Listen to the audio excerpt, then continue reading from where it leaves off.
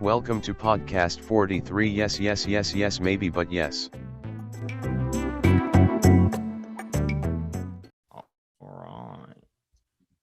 All right. Welcome back to podcast 43. My name is Fulton Collins, and I'm joined with me, Chris Borg. That's right.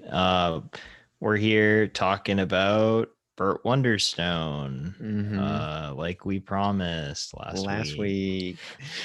Got a little Yeah. quiet. Psych. We're actually talking about Fire in the Sky, Rob Lieberman's 1993, based on a true story. That's UFO yeah, abduction movie, mm-hmm. which based on a true story, by Travis Walton, I believe, by Travis Bickle. That's right, the taxi driver. This is the real story of the real taxi driver, for those who may not know. He killed Harvey Keitel, then he got abducted by aliens. I guess to give a short synopsis before we kind of jump into our thoughts and our first impressions of it. This is a story about a lumberjack crew. If I don't even know what the official name for them would be. I don't think they ever say, but I think they're just lumberjacks. Yeah, it's about a group of lumberjacks that are working on a government contract, trying to clear some trees out of this forest. And one night they have to stay really late because they're running near the end of their contract. They're running out of time, and so they decide to leave. And there's this one long road that leads out of the forest and back to their small little town, where they see this giant red glowing light, and they decide to and it's on their path out, so they have to drive by it, and Travis Walton ends up getting out of the truck, and this light beams down on him, and they can see this big flying saucer. This light beams down on him, and they think it kills him. That's kind of the short story. And so the whole film is kind of about the other group of lumberjacks constantly being questioned by the town and by the police force about where Travis is and what has happened to him, because Travis goes missing. And I guess that's the short kind of spoiler free thing that I can give. But Chris, what was your first impression of Fire in the Sky? It wasn't very good. So my issue with it is that you have the abduction, which happens earlier at the film, where Robert Patrick plays, I guess I'd call him the main character. It's weird.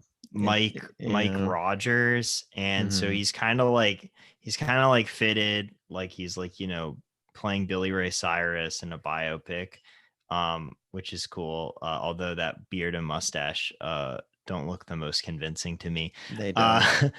But the fits are very funny in this film. I will give it that.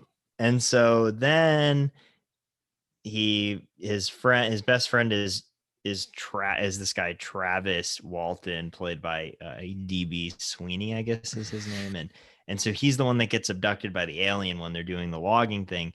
And then for the rest of the movie, it's just kind of like them looking for him, and then them kind of trying to like prove that they didn't like murder their friend or something, for the most part.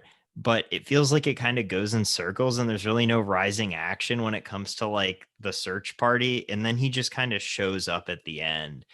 And like I'm just gonna spoil it, because because here's the thing is that like when he shows up at the end, we get like the best part of the film, which is when which is when you see like what it was like for him to like experience getting abducted by aliens, and they like wrap him in like a weird full body condom and like start pumping him full of chemicals and stuff. It's really, really strange. And it's interesting, and it looks like it's pulled almost straight out of like something like Event Horizon. and it's only a brief thing that it's only a brief little sequence, and then after that you're just like, wow, that was cool, but now we get to go back to whatever the fuck we were watching before, and then the movie kind of ends. So yeah, no, it wasn't very good. But that little sequence was cool, so I'll give it that. Yeah, I think if anything, it's like it's kind of long. It does feel like a departure from the film in a weird way because it's so like it's really out there and it doesn't really feel, because I'd say like the film is pretty grounded. Well, I don't know. I'm trying to find a way to describe it, but I really, really like the alien abduction scene. Like it's a really, really cool. It's really out there. Travis has like a panic attack and he ends up syrup ends up falling into his mouth and it reminds him of the alien abduction, in which he wakes up in like this like gross wet like tight coffin-esque like area, and there's like this like I don't know what you would call like a latex like it's on YouTube. I would highly recommend just checking it out, even if you don't really have like maybe a huge interest in this movie. I'd say check out this scene because it's really interesting. And he ends up getting out of this confined space, and there's no gravity, so he's like floating around, and you see him like floating in this huge like tunnel and everything. And then you get to the aliens and it almost seems like kind of like a bait and switch, because when Travis first sees the aliens, I was like, oh, that's kind of, I was like, that looks a little cheap, because they have like these gray suits. They look kind of like the traditional like stereotype, like what an alien looks like. And then you see what they actually really look like, and I thought the visual effects were really good, and the practical effects were very good. Like all the things like floating, like it's gravity. I thought all that was really interesting. Um, what Yeah, I was talking to Chris briefly about this before we were recording, but I feel like the whole cast are like low budget lookalikes of other people that they kind of wanted to get. And it's really funny because I think the sheriff should have been played by Tommy Lee Jones, because I felt like that was kind of his character. I'm struggling to think of the few others like what Chris said, like Billy Ray Cyrus, and there's like one dude of the lumberjack crew, and I swear to God, every scene he shows up in, his hat gets progressively bigger, and it's kind of funny to me. But I wouldn't watch the film with that understanding, because I don't know how much runtime you'll get out of it watching it as a funny movie, because it's kind of like a weird like melodrama that But has it alien but it abductions. doesn't it Yeah. doesn't go too much into, I don't know, like I didn't appreciate the melodrama in Yeah. in ways that I would for other films. There are Mm. some funny lines that I did laugh at, like that part where like Travis's brother shows up and starts like talking to like Mike, and he says, if anything happened to my baby bro, I'm gonna like do something to you. And You. baby bro is a Yeah. really funny term to use. Um, and then also, I don't know why, but I just felt like some like homoerotic tension in There's the a lot part of it. in Yeah. the part where like that guy Dallas like doesn't like Travis at the beginning, and he holds up his chainsaw, and it's almost like kind of a, like a very phallic object of kind of like showing off to him, and he just makes a face to him, and I'm like, man, that's interesting, to say the least. Um. Yeah. Sorry, I'm writing something down. Um. Yeah. No, because like in the beginning, it's like a lot of like they're all working out, cutting down these trees, and like a lot of them are like shirtless and kind of sweaty, and if they're not shirtless, they are like unbuttoned to the max amount, and there's like sweat all over them, and it's just kind of funny. Yeah, no, I agreed. I don't think it necessarily works on it like a melodramatic kind of angle either. Um, one thing I did kind of want to talk about is, it is based on a true story. But the alien abduction actually is nothing like what Travis has said to his, what he has experienced. Because he wrote a book, and apparently he, if I'm uh, recounting this correctly, he I don't think anyone tried to. It was nothing like the film. Apparently, the producers of the film like up the ante of the abduction scene to like make it scarier. And Rob Lieberman got the idea for the alien abduction scene over the course of like a few nights, where he had like a ton of nightmares during pre-production. And that's how like the whole kind of abduction scene came together. Because the real, like, what Travis's story is, like, he woke up in like this huge room, and he was like taken to multiple different rooms where he saw aliens and other people. And there was like this, like, kind of like, it sounds like a I don't even know what you would call it, but like a big city that he was in, that was like, um that was a part of the planet that he was on, or however it goes. I'm not like 100% sure. um I know I'm not doing him justice, but I remember there was a thing where he was like walking through multiple rooms, and he was seeing other humans and seeing like these alien life forms. And I just have to think, if they would have gone with that, I don't think this film would be very, I don't think people would remember it kind of the same way we do now. Because I think the alien abduction scene is why this film is kind of still being talked about. Not to dog on the film too much, but I think the film, in comparison with the abduction scene, you know it just, the abduction scene shines. So yeah, I don't know. I just think it'd be funny if you get to the alien abduction scene and it's just him walking from room to room. um I did want to talk about one other thing.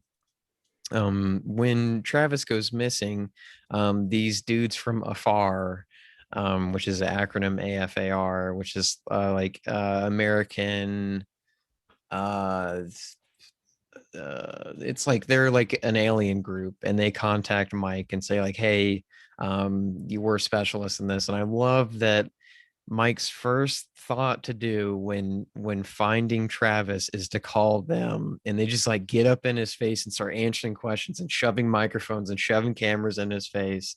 And then everyone's like, hey, this is kind of like fucked up. And Mike's just like, no, let them do their thing.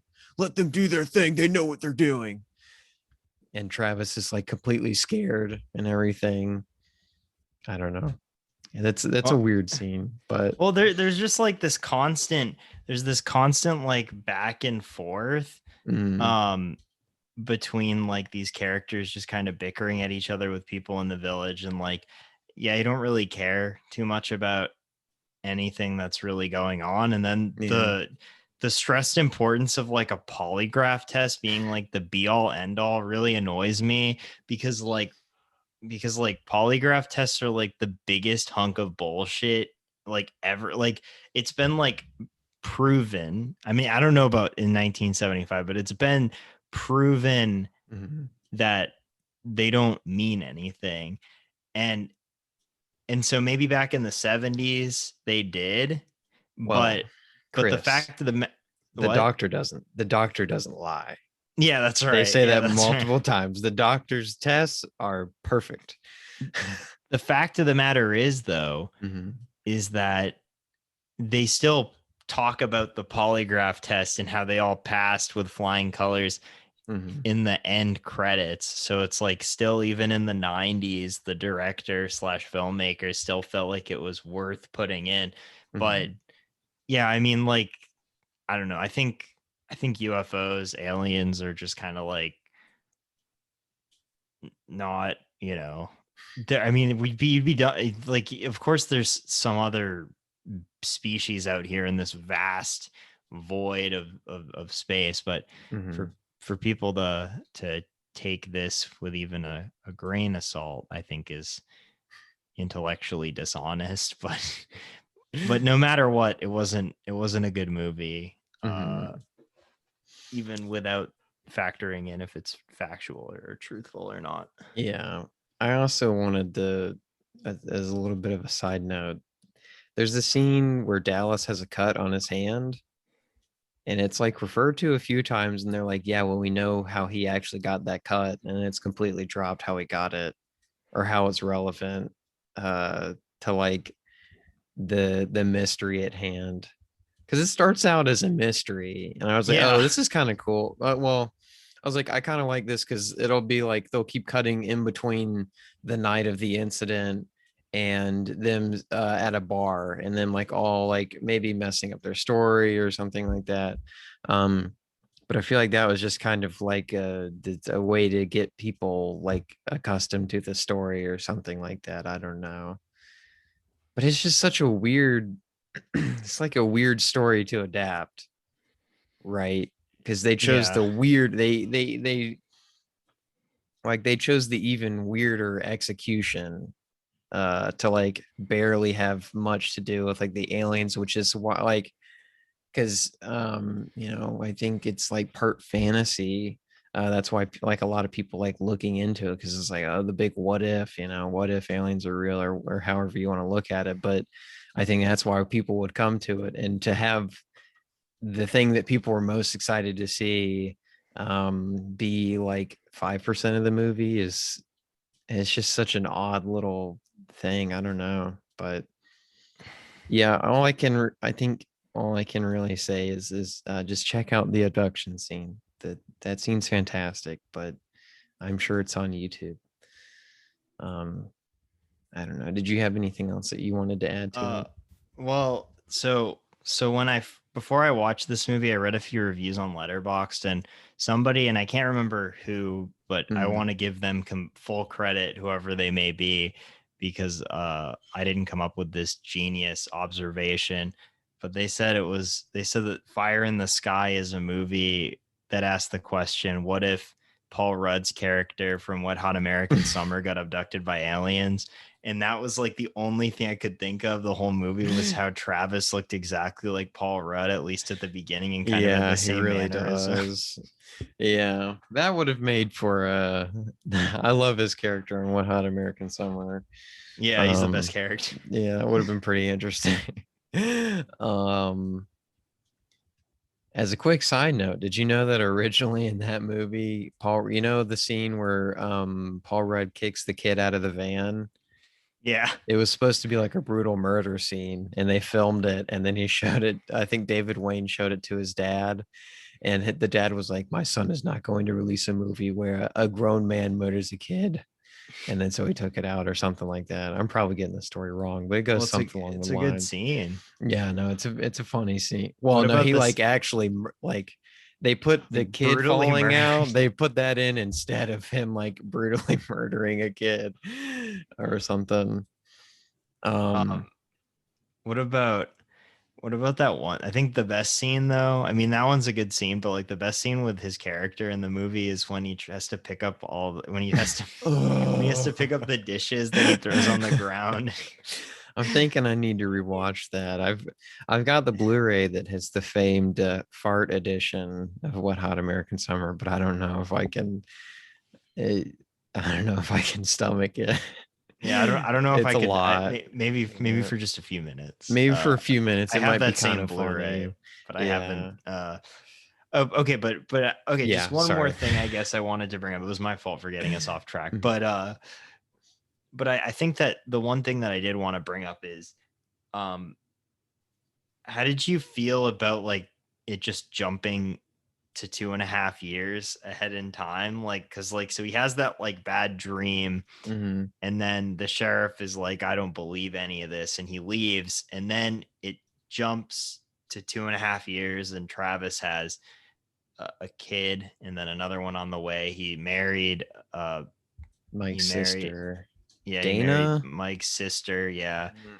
And but they haven't talked to each other since then. He comes and visits him, and Robert Patrick has even more of a beard, Mhm. and And at even this more point hair. It's he divorced his yeah. wife, is estranged from his children, and it's just like and then it just kind of ends there. And I don't know. I just wanted to see what you thought about that ending. Is it a good ending? No, but is it very funny? Yes. I just love like when Travis pulls up and he's like, Mike, and then you see Mike come up and he looks exactly the same. It's just all of his hair is like a little bit long, like it's just a lot longer. So he's got like this mane of hair and he's got like the really bad like facial hair that and then they drive back to where Travis got abducted and he's like, I think Mike's like, yeah, I don't really feel comfortable here. And Travis is like, yeah, me neither. And then they smile at each other and it ends. Yeah. And then it's like Mike went on to move to get a job in the lumber industry somewhere else. Yeah. Like Travis became like a supervisor at a mill or something. My thing, like, I think that goes back to what I was saying is like, was this a story that needed to be adapted? Like, because I want to know how big this whole, like, they throughout the film there's shots of like the news on TV and it's like, oh, it's an international, like it's a huge international like mystery. And so you see like reporters from all over the world coming to like look into this mystery. And I mean, I can't speak to it. I was born long after this story had come out. So I just want to know, like, was it really that big, and did it warrant a movie 30 years later? Like, or not 30, no, yeah, 20. So like, I don't know, because I don't know. Because I mean, what we got was not really a good display of the story. I think. yeah, I think it would have been a lot better if maybe it was just him getting abducted and then him trying to like escape or getting stuck yeah, in the place. those were the most interesting, and seeing him like be reintegrated into his like local town was Yeah, kind of also like interesting. Castaway. Yeah. But it's like so you get a little bit of that, and then it's like 2.5 years. And it's like, Well, he's fine now. yeah, I just love no, he's perfectly fine. Yeah. And Other than he like, said he can't sleep or something. He said he can't yeah, sleep. but you don't really see that. You just, I mean, well, this is the whole thing about show don't tell. But I just love the idea of them going like, okay, we have this story about this dude that was abducted, but let's focus on his best friend. Yeah. And that's like the way they go about it. So I think, I'm part of the belief that anything is adaptable. So I think like if someone wanted to take a crack at this story again and kind of focus solely on Travis, I think it would work a lot better. But it goes, the execution is just kind of funky to me. So Yeah. but look up photos, look at the fits. They're all pretty good. They're all They pretty are. funny. They're all nice. Oh, and I also love that they bring in this like senior detective, and the first thing that is said to him, the sheriff of the town walks up to the detective and he's like, so I hear you've never failed a case or something. You've never had a cold case. And he's like, yep. The legend's true, or something like that. And then at yeah. the end of it, he goes like, oh, well, I'll never have a cold case. And he's like, I'm gonna figure this one out. And it's like, is there really a mystery now that he's back? I mean, can you really like, I don't know. It's weird. I'm struggling to remember exactly what he said. Yeah, I know what you're talking about, where he just like kind of like he like wouldn't shrugged. admit that. Yeah, Yeah, he's that like, he I'm fucked coming up. back from Montana or whatever. Yeah. I was like, To dude, fix this case. there's not a case though. The dude that you thought is dead is no longer, I mean, he's alive. It's a mystery, yeah, if you want to figure out what he did within those 5 days, but there's no like But I mean, that's a little tangent, but I don't Well, know. yeah, I'm gonna give my classic seal of disapproval on this one. I would say don't watch this. Watch You have many X-Files. you have many options. Yeah, I Yeah. mean, because this guy has directed episodes of the X-Files. Yeah, I was surprised to see. I want to check Yeah. out this. I mean, I'm still in season 1, which I'm taking a break from it at the moment, just to catch up on other stuff. But yeah, I mean, just watch X-Files. It gives you that small towns kind of Twin Peaksy vibe where everything's a little off. But you have aliens instead of like more supernatural. And well, I mean, I guess it is supernatural, paranormal, and if you like those kind of anyways, I'm just gonna say it. If you like Twin Peaks, you'll probably like X-Files, so check it out because it's pretty much in the same vein. So yeah. Yeah. Oh, I put my seal of approval on the abduction scene, but I don't know if I Yeah. can necessarily recommend the movie because it's nearly 2 hours long. Um, I don't hate the movie, but I don't know if I can specifically recommend it. So, yeah.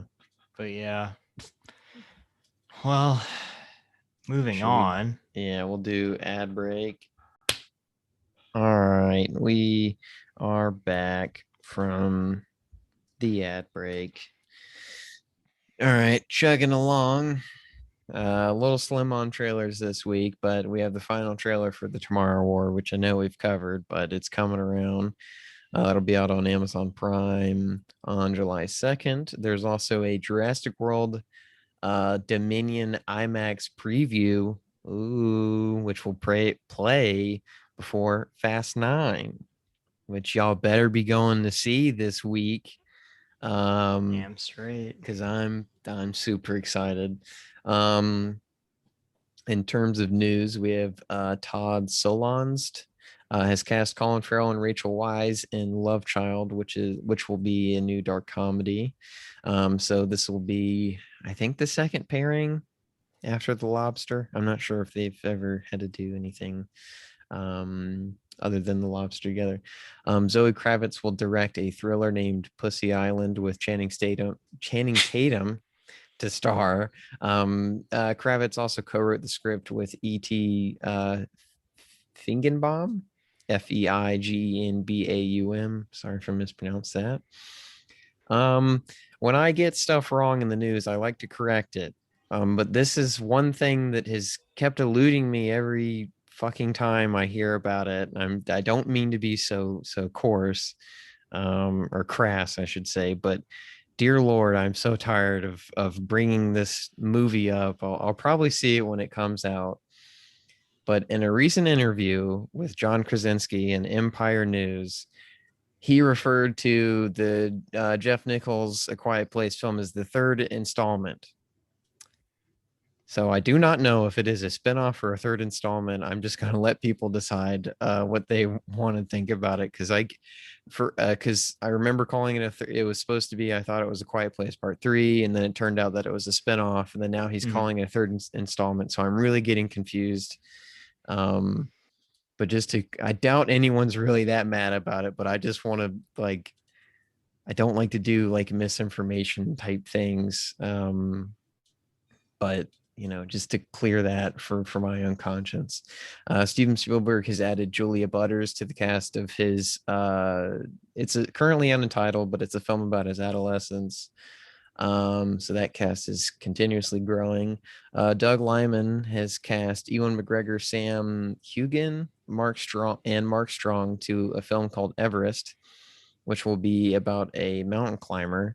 This film was also written by Sheldon Turner.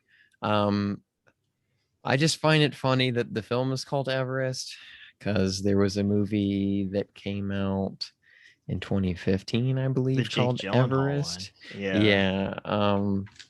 So I just find it to be a little bit funny that they're also calling their film Everest. That'd be a funny double feature. Everest and Everest. Macon Blair has added Elijah Wood, Peter Dinklage, Jacob Tremblay, Kevin Bacon, Taylor Page, and Julia Davis to the cast of his Toxic Avenger remake. It's got quite a big cast now. I know I think we've talked about it previously in the past, but I just kind of wanted to do a recap of like the names of the cast. Chad Stahelski has added, and I'm gonna mess up this name as well, so I'm sorry about this. Hiroyuki Sanada to the cast of John Wick 4. Susanna Fogel has cast Emilia Jones and Nicholas Braun to lead her new film called Cat Person, which I think might be drawing inspiration from Cat People. It was a short story in, I think, the New York Times or the New York Post. No, it wasn't the New York Post. I'm forgetting where the short story came, but it was apparently very popular, so now it's being adapted. I feel like I'm gonna butcher this, but Lean Ramsey, is that how you say her name? She directed what was it was a Joaquin Phoenix film. You Were Never Really There, I believe. Was that it? I'm forgetting. But anyways, she has cast Joaquin Phoenix and Rooney Mara in her new film Polaris. There's not too much out on it right now. Walter Hill has cast Christoph Waltz and Willem Dafoe in his new film called Dead for a Dollar, which will be a Western. It is also written and directed by Walter Hill as well. And lastly, we have Casper Christensen and Anthony Hines, Hines, Hines, has cast Shailene Woodley and Jack Whitehall in a new comedy called Robots. I believe it's a comedy. I think it is. It's like a comedy / we'll call it dramedy to be safe, and Robots. So, little short on the news this week, but that's not a bad thing. Chris, what have you been watching in the past week? Well, I guess I'll lead it off with talking about Bob Fosse's Star 80, starring Muriel Hemingway and Eric Roberts from 1983. It was Fosse's final film before passing away 4 years after, and it's all about Dorothy Stratton, the Playboy Playmate model, and how she was murdered by her husband, who was kind of a I don't know, he was a very sleazy dude. Eric Roberts gives a great performance in this. You guys know that me and Fulton are both Eric Roberts fans.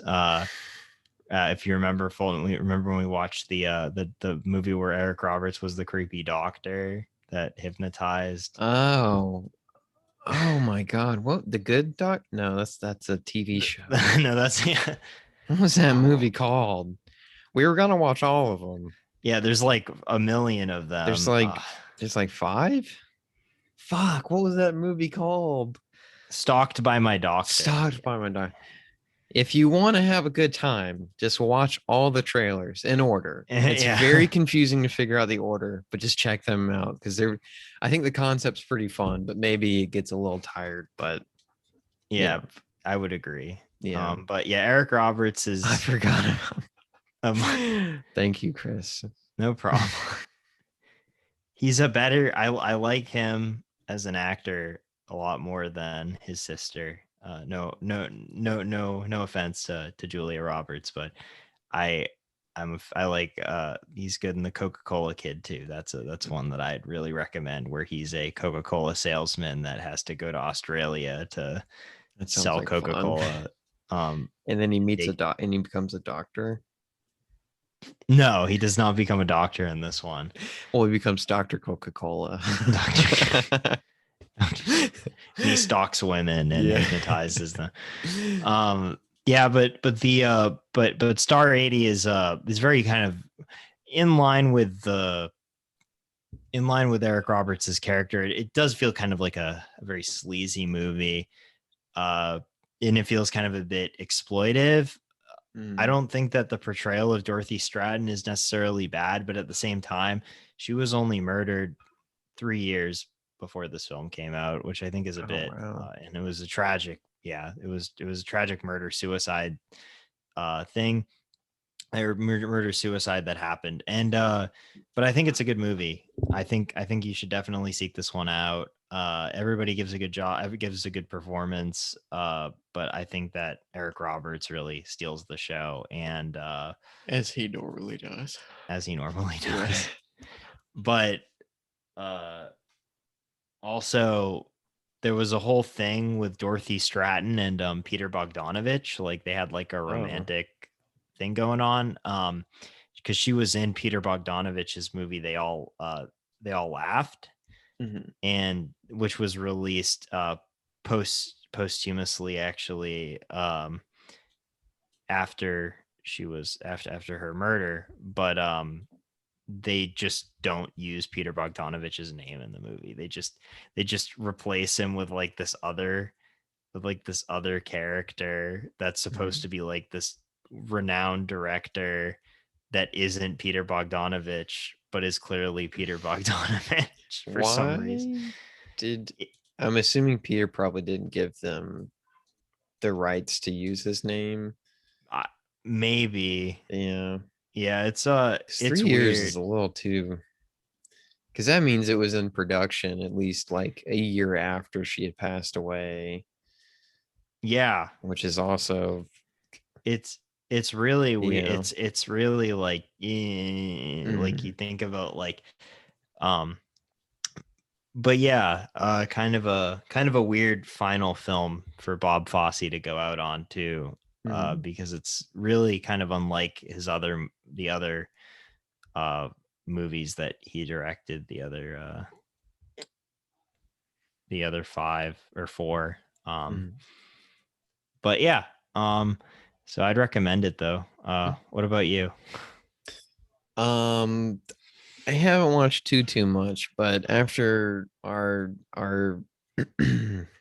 Todd Haynes episode, I wanted to see more of his work, and so I had some time to kill. So I checked out Dottie Gets Spanked, which is his like, I think it's like 30-minute short. And I think it's pretty in line with like all of his other work. There's you know, obviously there's themes of identity and repression.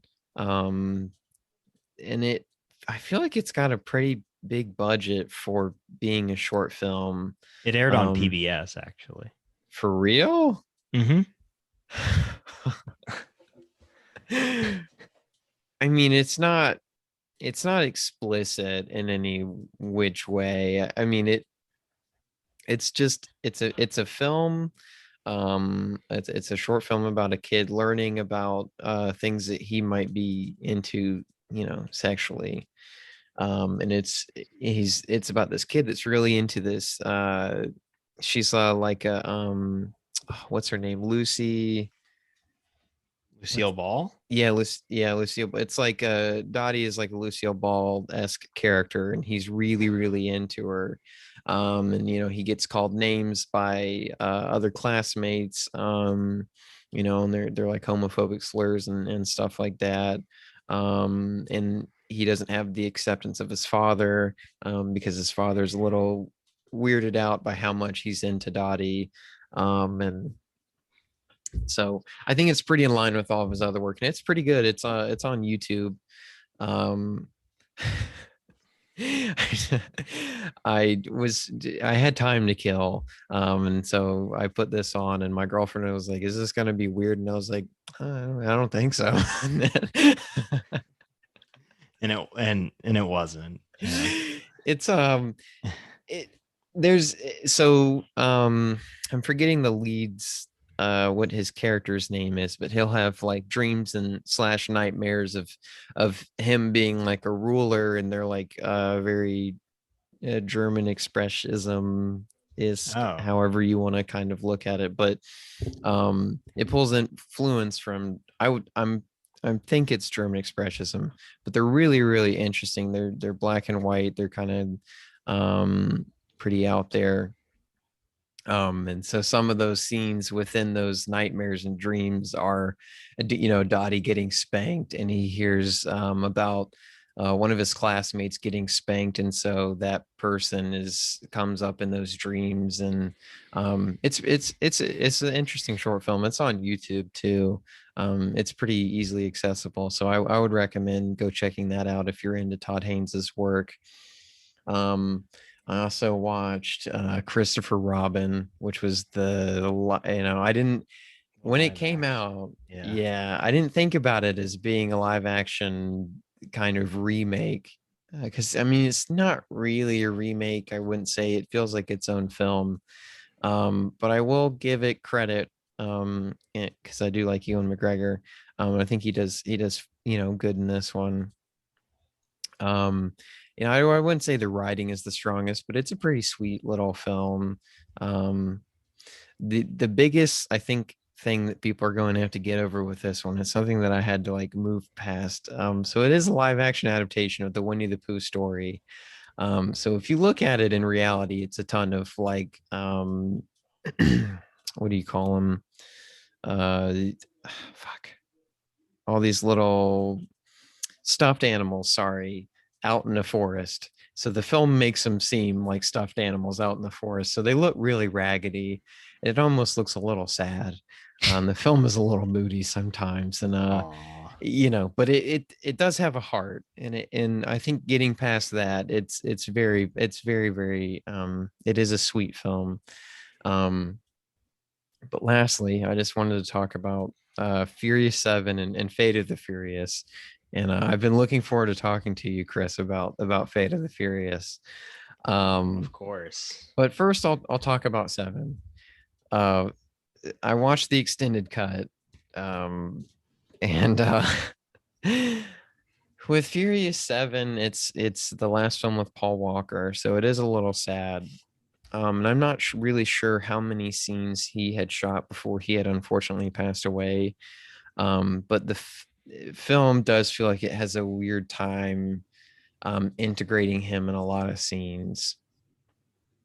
But that's not really something I can blame on them, because of his unfortunate death.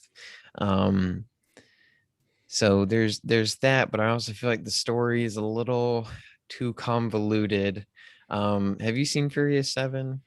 I was there Okay. Thursday night, Oh, you went opening to week. oh, Yeah. okay, yeah, I remember like sitting in I remember like waiting for the film to start, and then when the credits did roll, like I saw this guy pull out like Snapchat and then just like took a yeah. picture of like the title, and he was like, "They're back," and then he posted it on his story, and it was in front of me. Man, I love that. With Furious 7, I do still enjoy it. And it does have those moments from the Fast and Furious franchise that, you expect, and that it does deliver on those. I just feel like the story is a little too convoluted, but it's still funny in the way that Fast and Furious is, but I didn't find myself with like so I've had to kind of retroactively look back at Furious 6. So 6 and 7, I think they're kind of like the odd pair out of the whole franchise, because 6 you have Owen Shaw, and you're like, okay, cool. So this is gonna lead to to Jason Statham. And while I don't hate 6, I just it's I think it's fine. And so then you get to 7, and like the whole film, like Shaw is in like 1/3 of it, and I love it so much because he shows up all the time and instantly gets his ass beat. But Yeah. he's like this super badass like dude. But like 2/3 of the film is spent towards getting this hacker known as Ramsey or Ramses, or Oh, I think it's that's so Ramsey. funny because like they're like that when they find out that like Ramsey is a girl, they're like, Mhm. "What?" Well, of course, Roman and Luda have to, or Tyrese and Lou, or fuck, damn it, sorry, I keep tripping over my words. Tyrese and Ludacris are fighting over her and everything, and I love that continues into 8, because it's such a stupid little thing, and it's such a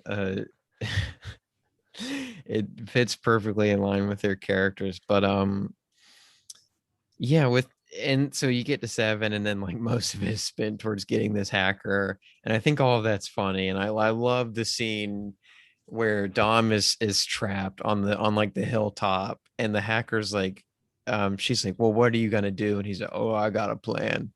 And he like reverses it off the mountain and crashes in a terrible way, and like it topples and goes down the mountain. And Oh yeah, that's amazing. it's Yeah. like, oh, that was your plan, Tom.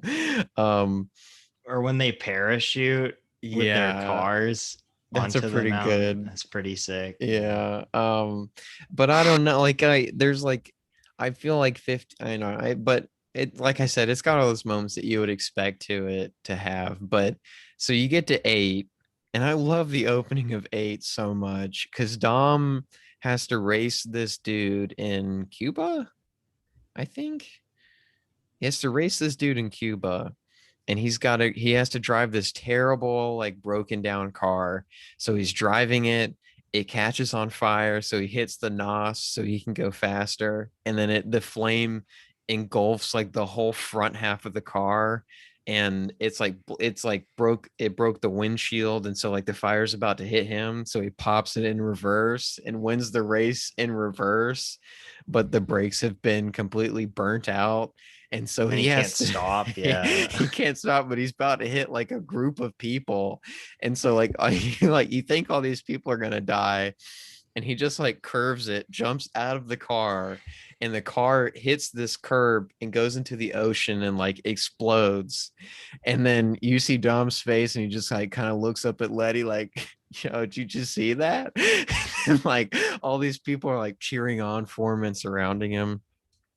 It's such a perfect opening, but I'll keep it short and sweet. But Fate of the Furious, I think I love it so much. Wait, Fulton. Mhm. One more thing about Furious 7. Yeah. What about the fact that Iggy Azalea is in the movie? Yeah, she's in it for like 3 seconds. And she's like, Yeah. whoa, that was really cool. And then she's just gone. kind of like where she was in the popular zeitgeist. She was there and Yeah. then she was gone. Yeah. Well, now I guess now her and Playboy Cardi have a kid together, so good for them. Oh, yeah. Well, that's that's good for them. But Fate of the Furious, I love it so much. I think it's probably in my top 3, because I really, really enjoy it. I think it makes up for the cinema sins, as all my colleagues like to call it, of Furious 6 and Furious 7. Not that I don't find, I don't know. I think in comparison they fall a little bit to the wayside, but I still enjoy them. Like I would still watch 6 and 7 before I watched Too Fast, Too Furious. And like Charlize Theron and her awful Dude. dreads. Oh, it's my so good. God, I love so much that in Fast 9 they're continuing with giving her like these really dumb haircuts. Like she's got like the straight up bowl cut, and then the rest of her head is shaved. Oh, it's so Dude, cool. there's so much to love in Fate of the Furious. Like it's like perfect to me. It's so funny, it's so entertaining and so dumb. And I love that The Rock, his catchphrase is "some bitch," SUNBITCH. That's just like and I love that Jason Statham and The Rock have this continuing rivalry, and then they just drop it and they're like, "Oh yeah, you're pretty cool, dude. Actually, I think you're pretty cool." There's so many perfect moments in this. Like I can't even, like, I'm struggling to recount all of the them, remote but control that can control every car. And it's just like, you just dude. did. If I remember correctly, I mean, it was like 3 years ago, but like, It's doesn't just she a just have dial. it's just a dial? Yeah, like Yeah. it's just a dial, and then like all the cars. which I love. If anything, the Fast and the Furious is consistent. Okay, that's what we know. And in Fast 9, they're like, "Oh, we're playing with magnets now," and they hit a dial again. And I was like, yes. Like Fast 8 made me so fucking. I'm so excited for Fast 9. Yeah, I don't know why I'm seeing people it don't like Thursday people. night, dude. People seem to not like that one for some reason. Like, they're Fate? like, yeah, and I was like, this Are you movie. kidding me? This is everything that I want in a Fast and Furious movie. Where it's like, oh It's my perfect. god, Dom, here I have your child, Yeah. your kid. It's Like, I think if you were to look at it, you know, the Furious franchise does genre swap, right? It genre switches. It switches lanes, if I'm going to put it in the terminology of the Fast Ooh. and Furious franchise. Fast 5, I think, is the perfect culmination of what it used to be, and Fast 8 is the perfect culmination of what it has now transitioned into. That's and so like I think people like they're like, oh, I don't want to see a superhero movie when I see Fast and the Furious, but that's kind of what it is now, to a certain extent. And I just find it to be so fucking funny. Like, oh my god, I love Vin Diesel getting mad as like all hell. Oh my god, it's so funny. I love Vin Diesel so much. He is truly, I think, he's my favorite blockbuster action star. I'm speaking in a lot of hyperbole. This is probably going to change, but Vin Diesel's a gem, and we kind of have to cherish him. Yeah, but man, dude, a Bow Wow is coming back for Fast Nine. Country Dude is coming back from Fast Nine. The whole gang's back, except Gal Gadot. Yeah, that's it's a shame, that she's too busy being Wonder Woman. And drinking Smart Water. She has those ads now for Smart Water. Yeah, but yeah, so all positives for me, really, on my end. Sorry I missed last week, but really I think what people are wondering is, what Woody Allen film did you watch this week, Chris? I didn't watch a Woody Allen film this week. All right, guys, third time's the strike. We still get to keep the show, so we don't have to end just yet. I didn't watch one this week, unfortunately. It's okay. But like I did watch did watch Dirty Work. You ever heard of Dirty Work? The Norm Macdonald movie from 1998. Does Woody have a cameo in it? No.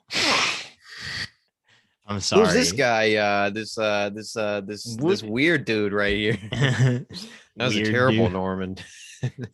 I'm trying to think. It'd be like this. It'd be like, who's this guy? That's a lot better. Weird dude. Weed and yeah. But yeah,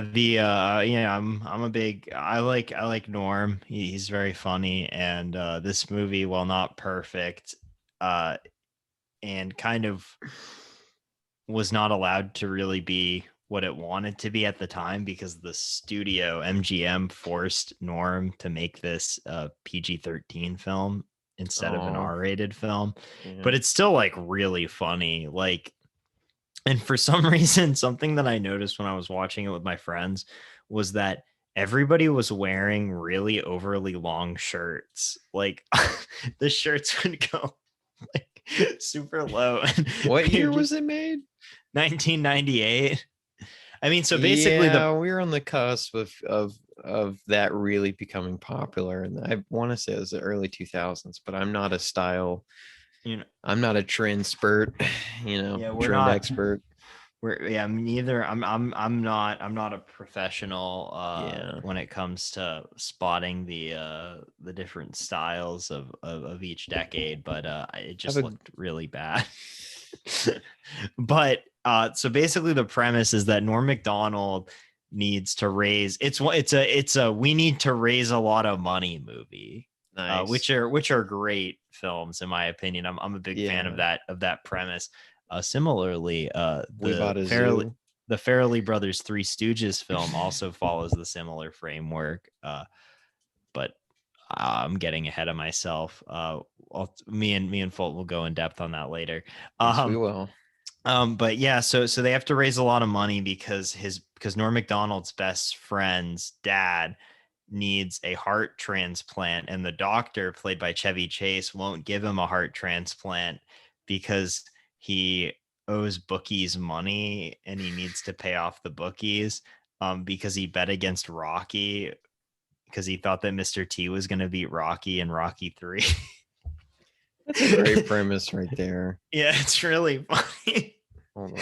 And so then they have to raise a lot of money, and so they open a business called Dirty Work, and they pretty much do revenge for hire. So it's just a bunch of different kind of vignettes of them kind of doing wacky schemes and trying to get money that way.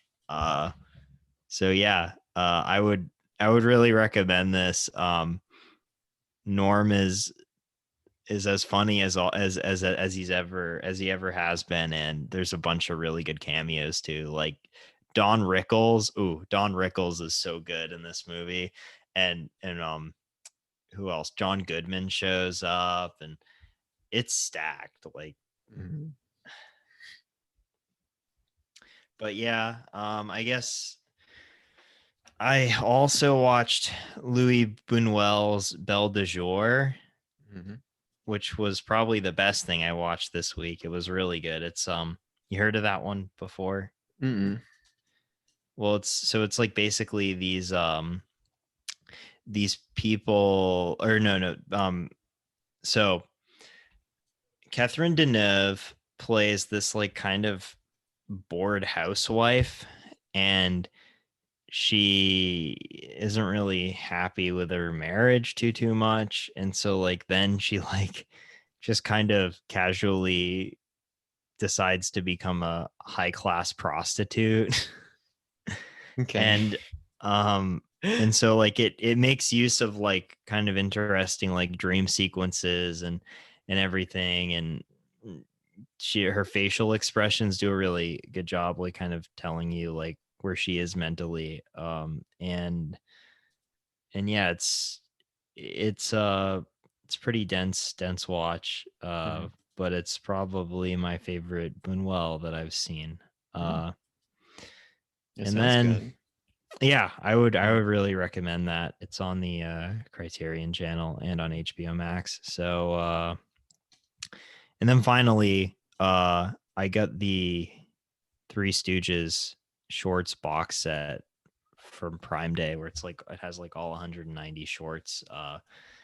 And I watched yesterday the well, it hasn't come in the mail yet, but I watched this online. It was the one where they're plumbers, called A Plumbing We Will Go, from 1940, and that one was really great because they have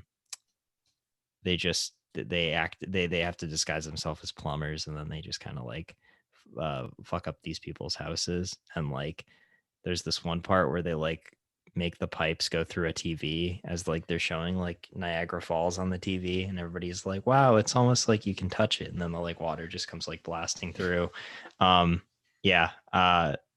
Great slapstick. But yeah, that's really all. Waiting on the 4K version of that set to come out. The 4K. Yeah. I know. I can't wait for the 4K remasters. Dude, we need to bring back two reeler shorts. Like that needs to become a thing again. Like I think it's so cool that like you used to be able to go to the movies and watch like these shorts that were like 17 minutes long before your feature. I wish, man, because I feel like they would like, I don't know. I feel like it would open up a lot. But we'll start a petition, a change.org thing. Change.org petition to make it so all the big studios will listen to the little guy. Yeah. Most people would even say, what the heck is a 2 reel short? How big is that box set? I think it's like 17 discs or something. Okay, nice. Yeah, it's not too big. I also really want to see some of the movies that the Three Stooges have been into, because they've been in quite a few. I mean, I've seen like It's a Mad World where they have a cameo, but like they starred in some things as well. Like, I don't know if you're aware of the they used to do like these things back in the day, like where they do like kind of just these kind of dance revue type things where they'd have like just different people doing acts and stuff, but they would be like full on movies. And so like they're in this one called like the Swing Parade of 1946. Or it's just weird to think that like imagine if like they would do that now. It'd be like I mean, if it was just like something and then the year next to it, like I don't know, Fast and Furious 2021 of 2021. Yeah, I do kind of miss, because Death Race, they didn't do. Well, Death Race 2000 wasn't made in 2000, but it would have been kind of funny if it was like Death Race 2007 or whenever the remake of Death Race came out.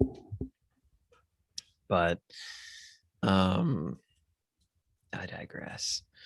I do kind of miss those numbered titles. I like that. All right. Well, did you want to announce next week's feature film, Chris? Next week's feature film is what's it called? Is Freaks, the Todd Browning film from 1934. We will have our friend Cash Robinson on, and he's going to talk about Freaks from 1932. Actually, and we will have our friend Cash Robinson on, and he will talk about why he likes Freaks so much, and we'll go deep into Freaks and maybe even talk about some of Browning's other films along the way. But